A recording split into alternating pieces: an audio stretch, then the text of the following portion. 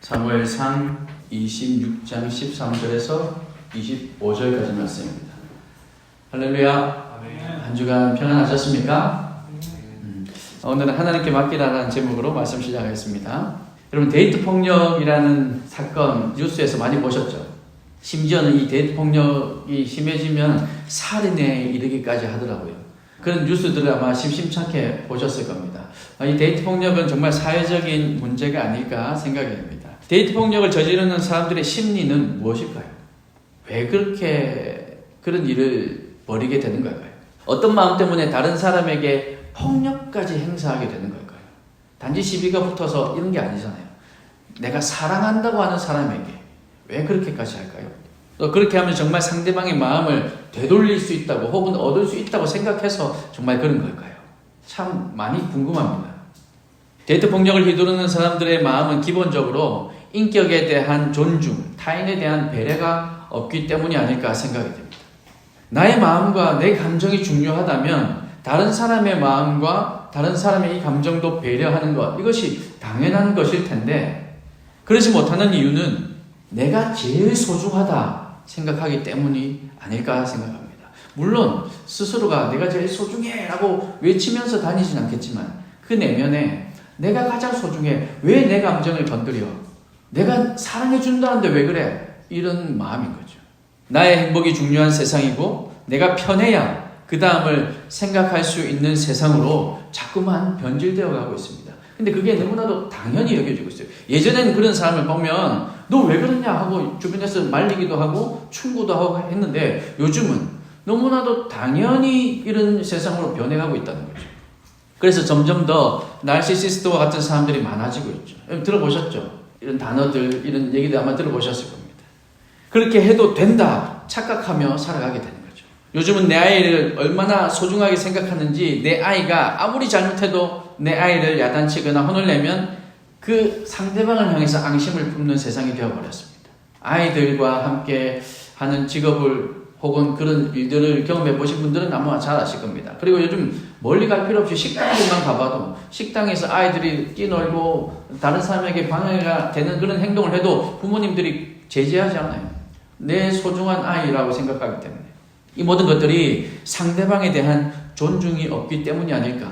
나를 사랑하는 만큼 상대방도 사랑해야 되는데 그러지 못하기 때문이 아닐까 생각이 됩니다.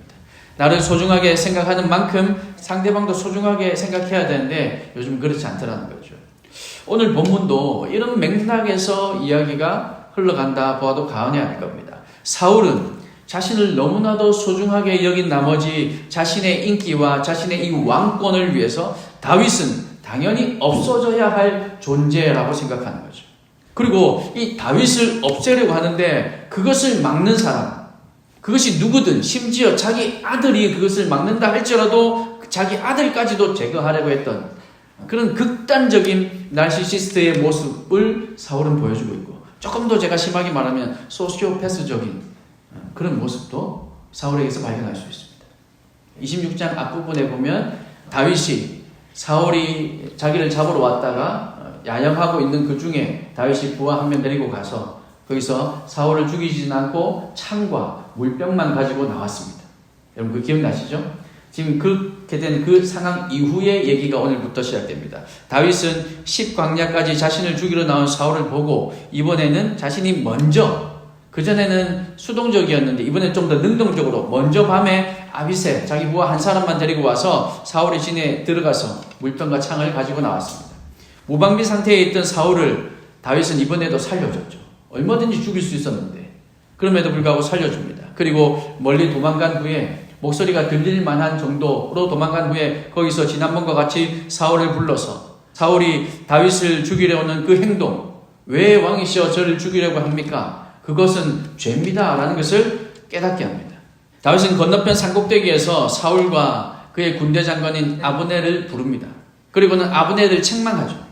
사울과 사울 옆에서 함께 자던 아브넬, 그 아브넬은 사울을 지켜야 할 사람이었거든요. 그런데 그 아브넬도 사울과 함께 잠들어 있었습니다. 아니 근데 아브넬만이 아니라 그 이스라엘 그 사울의 군사 모두가 잠들어 있었어요. 그래서 지난번에 우리 나눌 때 이것은 하나님께서 하신 일이다 라고 말씀드렸잖아요. 그런 아브넬을 불러서 책망합니다. 왕을 지켜야 할 네가 어떻게 잠을 잘 수가 있느냐. 왕을 제대로 보호하지 않고 어떻게 네가 그 자리에 있을 수 있느냐. 그렇게 지금 책망하고 있죠. 다윗이 이렇게 아브넬을 꾸짖는 이유는 하나님께서 기름 부으신 사람, 그런 사람을 함부로 대하면 안 된다는 거죠. 그러니까 하나님께서 기름 부으신 사울 왕, 야 네가 모시는 그 사울 왕을 어떻게 네가 그렇게 함부로 할 수 있느냐. 물론 함부로 했다는 것은 네가 잠을 자고 지키지 않았다는 얘기죠. 그리고 이 말은 역시 사울도 듣고 있었습니다. 이거 지금 아브넬과 전화통화하는 게 아니잖아요. 주변의 사람들이 다 듣고 있는데 당연히 사울도 듣고 있었습니다. 사울에게도 들으라고 한 말이죠. 무엇을 들으라고 한 말이었을까요? 지금 아브넬 꾸짖는 것, 이거 들으라고 한 말일까요? 거기에 다윗이 이런 마음이 담겨 있습니다. 사울을 하나님께서 기름 부으셨기 때문에 지켜야 합니다. 사울 왕, 당신은 하나님께서 기름 부으셨기 때문에 당신의 부하 아브넬이 당연히 지켰어야 하는데 그러지 못했지 않습니까? 그런데 왕이시여, 사실은 하나님께서 나에게도 다윗에게도 기름 부었다는 것 왕도 아시지 않습니까?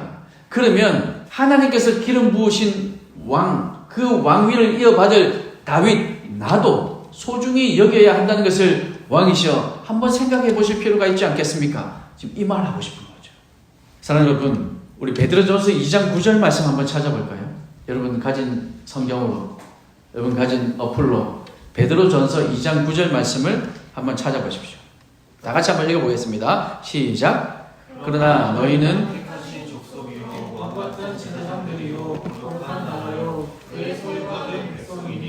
이는 너희를 어두운 데서 불러내어 그의 기이한 빛에 들어가게 하시니에 아름다운 덕을 선포하게 하려 하심이라. 너희는 누굴까요? 2장 9절에 있는 너희는 이 신약의 백성들을 얘기하는데 오늘 우리를 모두 포함해서 하는 얘기입니다. 너희는, 우리는 택하신 족속이요, 왕같은 제사장들이요, 거룩한 나라요, 그의 소유가 된 백성이니. 우리가 누구라고요?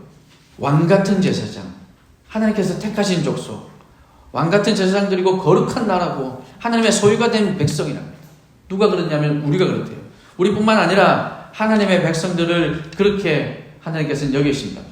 신약 시대를 살고 있는 우리에게는 목회자만이 아니라 우리 모두가 여호와의 기름 부음을 받은 왕 같은 제사장이기 때문에 교회 공동체 안에 있는 형제자매를 함부로 모욕하거나 해치려고 해서는 안 된다는 사실 우리도 기억해야 합니다.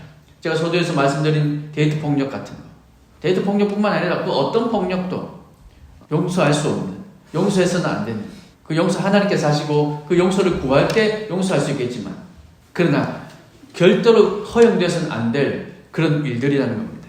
왜냐하면 하나님께서 우리 모두에게 기름 부었고 우리를 왕같은 제사장으로 불러주셨기 때문에 사울만 기름 부은 것이 아니라 다윗도 기름 부은 것처럼 오늘 저와 여러분 모두에게도 하나님께서 기름 부으셨기 때문에 우리는 이런 왕같은 제사장, 하나님의 백성으로 살아가야 한다는 겁니다. 그래서 나만 소중한 것이 아니라 우리 모두가 소중하다는 것을 우리는 마음에 새겨야 하는 것이죠. 사역자가 왕적인 특권을 가지고 성도들 위해 군림해서도 안 되고 성도들 가운데서도 직분이나 나이 등으로 인해서 다른 성도, 다른 청년들을 함부로 대하고 명령하고 조종해서도 안 된다는 말이에요. 서로 존중하고 보호해야 하는 것이 교회며 주의 백성들의 참 모습이죠. 오늘 사울과 다윗의 이 모습을 통해서, 다윗의 한 이 말을 통해서 사울만 기름 부은 것이 아니라 다윗에게도 기름 부었고, 그렇다면은 모두를 존중하게 여겨야 되는 것처럼 오늘 저와 여러분 모두에게도 기름 부으셨기 때문에 우리 모두가 존중받아야 된다는 사실을 여러분 기억하시기 바랍니다. 예수 그리스도를 주로 영접하고 주님을 섬기는 모든 이들이 기름 부음을 받은 왕같은 제사장이라는 사실을 여러분 기억하시고 주님을 섬기는 이들 모두를 존중하고 사랑하고 보호하는 우리가 될 수 있기를 주님의 이름으로 축원합니다. 사울은 다윗의 목소리를 듣고는 또 이렇게 얘기하죠. 내 아들 다윗아. 이거 엄청 친근하게 부르는 거죠. 사실 지금 사울이 다윗을 어떻게 하려고 온 겁니까? 죽이려고 왔잖아요. 그런데 지금 뭐라고 부르느냐면 내 아들 다윗아. 그러니까 요즘 말로 얘기하면 사울은 정신적으로, 심리적으로 분명히 뭔가 문제가 있는 것 같아요. 그죠? 물론 지금 감동돼서 다윗의 말을 알아들은 거죠. 다윗이 지금 이런 의도로 얘기하고 있는 걸 자기가 지금 아브넬 옆에서 들으면서 다 알아들은 거예요. 아, 저놈이 지금 저렇게 얘기하는구나. 그래서 나도 기름 부음 받았지만 지도 기름 부음 받은 거 그거 얘기하는구나. 다 알아들은 거죠. 그래서 내 아들 다윗아, 지금 마음이 조금 녹았습니다. 마음이 변해서 미안한 마음이 든 겁니다. 그런 사울에게 다윗이 호소합니다. 자기에게 무슨 죄가 있어서 또 죽이려고 저를 찾아왔습니까? 호소하고 있죠. 그리고는 다윗이 한 번 더 확고한 자신의 마음을 밝힙니다. 그것이 19절 말씀이죠. 19절 말씀 조금 긴데 다시 한번 보십시다. 같이 한번 읽겠습니다. 시작. 원하건대 내 주 왕은 이제 종의 말을 들으소서. 만일 왕을 충동시켜 나를 해하려 하는 이가 여호와시면 여호와께서는 제물을 받으시기를 원하나이다마는 만일 사람들이면 그들이 여호와 앞에 저주를 받으리니 이는 그들이 이르기를 너는 가서 다른 신들을 섬기라 하고 오늘 나를 쫓아내어 여호와의 기업에 참여하지 못하게 함이니이다. 자신을 죽이도록 충동질한 분이, 그러니까 사울 왕에게, 사울 왕 당신의 마음에 다윗을 죽이라고 말씀하신 분이 만약에 하나님이시면 저는 제 목숨 아까워하지 않고 지금이라도 드리겠습니다. 제가 제물이 되겠습니다. 지금이라도 저는 죽어도 괜찮습니다. 그렇게 얘기하는 거죠. 근데 만약에 그게 아니라면, 하나님 뜻이 아니라면 왕이시여 도대체 왜 그러시는 겁니까? 라는 겁니다. 여호와께서는 제물을 받으시기를 원하나이다 라는 말은 자신이 제물이 되겠다는 거죠. 하나님의 뜻이라면 기꺼이 자기가 죽어서 하나님을 기쁘시게 만들겠다는 겁니다. 그러나 만일 사람들에 의해서 충동질된 것이라면 사실은 사람들에 의해서 충동질된 것도 아니죠. 스스로 그런 마음을 가진 겁니다. 이 사람들에 의해서 충동질된 것이라는 말은 사울은 천천히요, 다윗은 만만히요. 그것 때문에 그렇죠. 지금 그것도, 그 얘기도 좀 포함하고 있는 거죠. 근데 사실 그 마음조차 사울 자신의 마음이었죠. 아무튼 사람들에 의해서 이런 마음을 가지게 된 것이라면 그 사람들이 여호와 앞에서 저주를 받을 것이다 라고 분명히 얘기하고 있는 겁니다. 그리고 다윗은 또 다른 측면에서 사울을 설득합니다. 사울이 이미 몇 차례 회개했으면서도 돌이키지 않고 똑같은 일을 반복하고 있거든요. 그의 아들 요나단이 말렸을 때도 요나단에게 그래 맞아, 네 말이 맞아, 그럼 내가 다시는 다윗을 죽이지 않겠다 그랬었고, 지난번에 다윗이 또 동굴에서 만났을 때 옷자락만 베고 죽이지 않고 살려줬을 때 그때도 또 동일하게 얘기했는데 이번에 또 그러거든요. 그러니 다윗도 이번에도 역시 마찬가지일 거다라는 생각을 하면서도 이번에는 그래서 다른 측면에서 자신을 죽이는 일은 무가치하다는 것을 얘기합니다. 그게 뭐냐면 마치 사냥꾼이 매출하게 한 마리를 잡기 위해서 온 산을 돌아다니는 것. 이거 얼마나 무가치한 일입니까? 아니 큰 짐승, 목수리 한 마리 혹은 뭐 호랑이 한 마리, 사자 한 마리, 노루 하나라도 이 정도 잡으려고 한다면 제가 좀 이해하겠는데 겨우 요만한 메추라기 하나 잡으려고 온 산을 돌아다니는 거, 이거 얼마나 무가치한 일입니까? 더 나아가서 왕이 겨우 벼룩 한 마리 잡기 위해서 이렇게 노력할 필요가 뭐가 있습니까? 눈에 보일 듯 말 듯 당신에게 아무런 영향력도 끼치지 못할 그저 그 벼룩 한 마리 잡기 위해서 이렇게 3,000명의 군사나 또 데리고 올 이유가 뭐가 있습니까? 왕이시여, 저는 그 정도로 하찮은 존재입니다. 지금 그렇게 얘기하고 있는 거죠. 사랑하는 여러분, 다윗은 하나님의 기름 부음을 받은 대권을 이을 왕이었지만 그는 여전히 겸손했습니다. 그저 이 위기 상황을 모면하기 위해서 하는 말이 아니었습니다. 또 다른 측면에서 사울을 설득해 보려고 하는 노력이긴 했지만 사실은 이 말이 다윗의 진심인 얘기였습니다. 아직은 왕이 아니었기 때문에, 그리고 하나님의 능력과 보호하심이라면 자신의 생명은 보존되지 못했을 것을 지금 도망다니면서 너무나도 많이 겪었고 너무나도 잘 알고 있기 때문에, 내 목숨 파리 목숨보다도 내 힘으로는 더 지키기 힘든 존재라는 것, 하나님께서 지켜주셨기 때문에 내가 지금 여기까지 살아있다는 것 너무나도 잘 알고 있었기 때문에, 그렇게 믿었기 때문에 다윗은 겸손할 수 있었던 겁니다. 우리도 이런 겸손한 신앙인이 될 수 있길 바랍니다. 다윗은 하나님의 뜻이 자신에게 있음을 확신하고 있었음에도 불구하고 사울을 죽이지도 않았고 교만해지지도 않았습니다. 하나님이 정말 기회를 주신 것은 아닐까?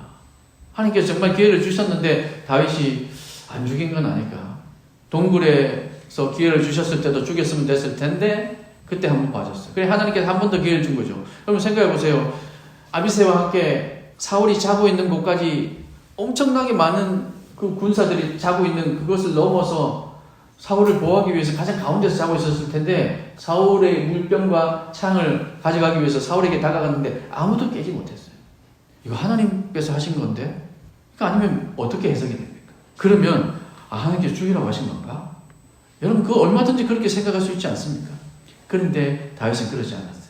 왜냐하면 하나님께서 하신 그 말씀을 믿었기 때문에, 하나님께 맡겼기 때문에, 내가 죄를 짓지 않아도, 내가 이 악한, 내가 사람의 목숨을 내가 함부로 판단하거나 내가 함부로 끊어버리지 않아도 하나님께서 하실 것을 믿었기 때문에, 하나님께 온전히 맡겼기 때문에 가능한 일이었습니다. 하나님께서 모든 것을 인도하실 줄 분명히 믿었기 때문에 다윗은 사울을 죽이지 않고 하나님께 맡길 수 있었던 거죠. 전쟁은 하나님께 속했음을 다윗은 여러 번 보지 않았습니다. 심지어 나발이라는 그 어리석은 사람 한 명도 진짜 단칼에 죽일 수 있었음에도 불구하고, 그리고 충분히 그럴 수 있는 명분이 있었음에도 불구하고 아비가일의 충고를 들었더니 하나님께서 해결하시는 것 여러 번 목격했거든요. 원수 갚는 건 하나님께서 하실 영역이다. 이것은 내 영역이 아니다. 나는 그냥 말씀에 순종하기만 하면 된다는 것을 너무나도 분명히 경험했기 때문에 다윗은 하나님께 맡긴 겁니다. 여러분, 하나님께 맡기는 삶이 될 수 있을까요? 여러분도 하나님께 맡기는 삶이 되어야 하는데 어떻게 하면 하나님께 맡길 수 있을까요? 여러분, 여러 가지 측면에서 여러 가지 말로 여러분에게 말씀드릴 수 있지만 중요한 것은 하나님을 알아야 하나님께 맡길 수 있습니다. 하나님 모르는데 하나님께 어떻게 맡깁니까? 하나님을 경험하고 이 지금 다윗처럼 원수 갚으시는 것도 하나님께, 내가 갑이 되었을 때도, 내가 을이 되었을 때도 이 모든 상황은 다 하나님께서 조율하신다는 것을 확고히 믿어야 하나님께 맡길 수 있는 거죠. 여러분, 그 믿음 달라고 기도하시기 바랍니다. 그 믿음은 내가 믿습니다 한다고 믿어지는 게 아니에요. 그 믿음은 하나님께서 주시는 선물이기에 그 믿음 달라고 기도하셔야 됩니다. 그리고 그 믿음이 있으면 하나님께 맡겨지는 거죠. 이 결과가 어떠했든 괜찮습니다. 하나님 뜻이면 제가 다 받아들이겠습니다. 오늘 여기서 사울 삶이 끝났으면 좋겠는데, 다윗은 저 시편에서 하나님께 많이 호소합니다. 시편에서 하나님께 호소할 때는요, 정말 그냥 좋은 말로 하는 게 아니에요. 저 원수의 이를 부러뜨려 주십시오. 요즘 표현으로 하자면 저 XX 죽여주십시오, 뭐 이런 얘기입니다. 하나님 앞에서는 그렇게 했어요, 다윗도. 그런데 그 결과에 대해서는 하나님께서 허락하신 그 결과 그대로 믿고 나아가는 거죠. 하나님을 믿었기 때문에 하나님께 맡길 수 있었던 것입니다. 오늘 저와 여러분도 하나님께 온전히 맡기고 우리는 그저 겸손한 모습으로 하나님 앞에, 사람들 앞에 나아가시길 바랍니다. 진심으로 나를 매출하기처럼, 나를 벼룩처럼 여기는 그 마음이 있을 때 하나님께서 낮은 곳에 있는 우리를 높이 들어 올리실 겁니다. 그 하나님을 여러분 체험하시길 바랍니다. 그러면 하나님께서 다 이루실 줄 믿으시고 이번 한 주 이런 마음으로 하나님께 다 맡기며 승리하는 우리 되기를 소망합니다. 우리 마지막으로 23절 말씀 한 번 더 볼까요? 23절 말씀 다시 한번 다 같이 읽어보겠습니다. 시작.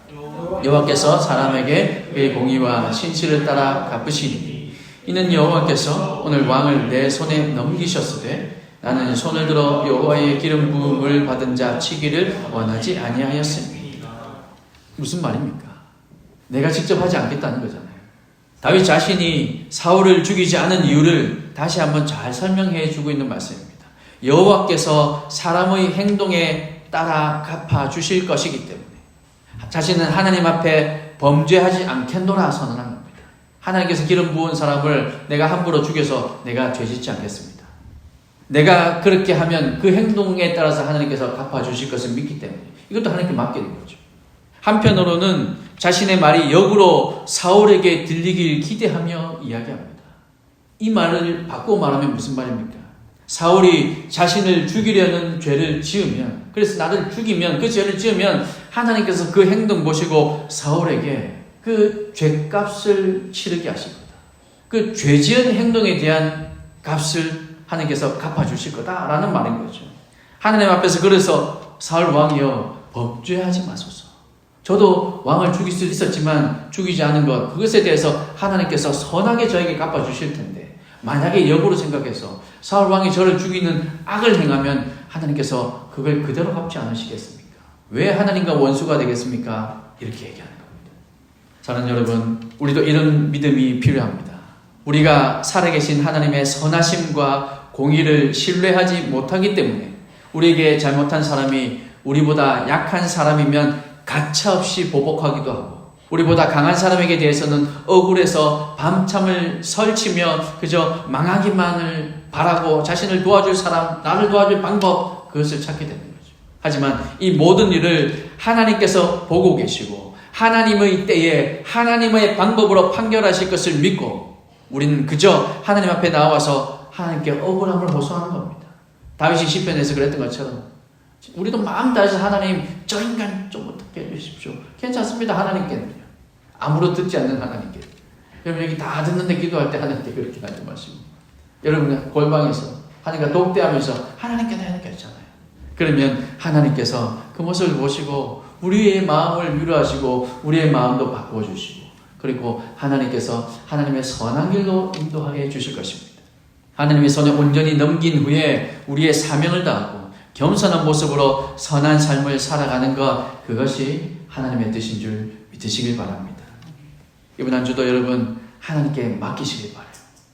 여러분 하나님께 맡기는 게 쉽지 않을 겁니다.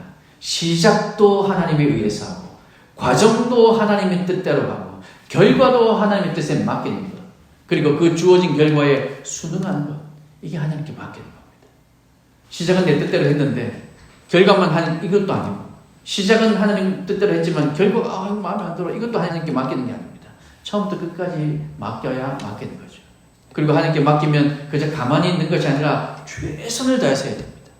최선을 다해서 할 때 하나님께서 우리의 삶을 한 걸음 한 걸음 인도해 가실 겁니다. 최선을 다해서 살 때 하나님의 인도하심이 느껴질 겁니다. 가만히 있으면 하나님의 인도하심이 느껴지지 않아요. 그렇게 우리의 삶을 온전히 하나님께 다 내어 맡기는 우리가 될 수 있기를 소망합니다.